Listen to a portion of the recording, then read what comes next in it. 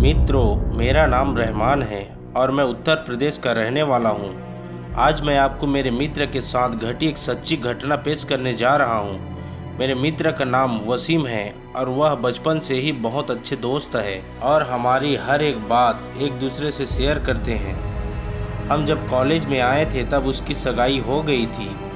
उसकी मंगेतर जिसका नाम रेशमा था, उससे वो बहुत प्यार करता था और वो दोनों रात भर मोबाइल पर बातें करते रहते हैं। एक दिन की बात है, उसने मुझे बताया कि वो उसके मंगेतर से रात को बात कर रहा था।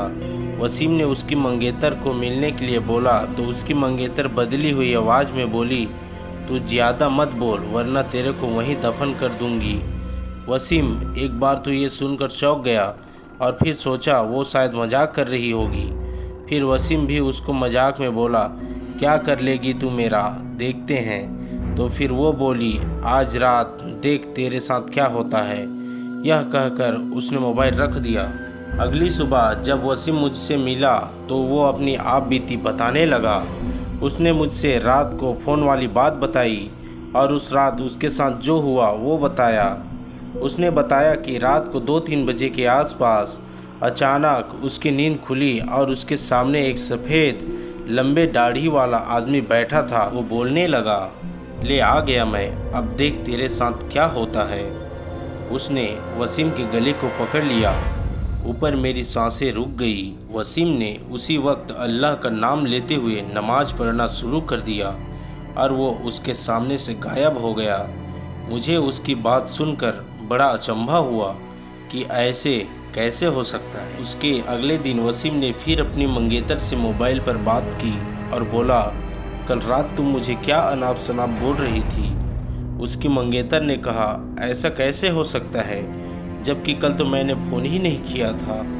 ये सुनकर वसीम के रोंगटे खड़े हो गए और उसने तुरंत फ़ोन काट दिया। उसी वक्त वसीम ने मुझे फ़ोन किया कि उसकी मंगेतर की तबीयत खराब है और कल उसके घर पर चलना है।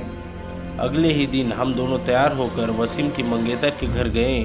वहाँ हमने दरवाज़ा खटखटाया तो उसकी मंगेतर सामने खड़ी थी और बदली हुई आदमी की आवाज़ में बोली, तू फिर आ गया ना, तूने अगर अंदर कदम रखा तो यही तेरा जनाजा निकाल दूंगा। वसीम बोला कि ये क्या बोल रही है तू।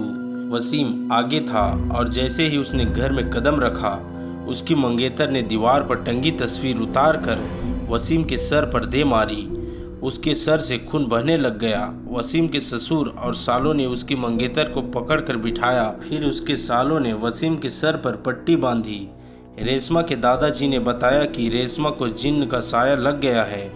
इस पर वसीम के ससुर ने उन्हें अपना मुंह बंद रखने को कहा। थोड़ी देर रुककर हम वहां से सीधे अस्पताल जाकर ढंग से पट्टी करवाई। उसके अगले ही दिन मुझे वसीम का फ़ोन आया कि रेशमा की तबीयत बहुत ख़राब है और वो अस्पताल में भर्ती है। वसीम ने बाइक निकाली और हम दोनों जल्दी अस्पताल पहुँचे। वहाँ पर पहुँचते ही हमने डॉक्टर से रेशमा की हालत पूछी तो उसने बताया कि उसकी हालत बहुत नाजुक है, कोई असली बीमारी का पता नहीं चल पा रहा है और उसके घर वालों को डॉक्टर ने रेशमा को घर ले जाने को कहा। सभी हैरान थे कि ऐसा क्या बीमारी है जिसका इलाज डॉक्टर के पास भी नहीं है। फिर उसके घर वाले रेशमा को घर ले आए।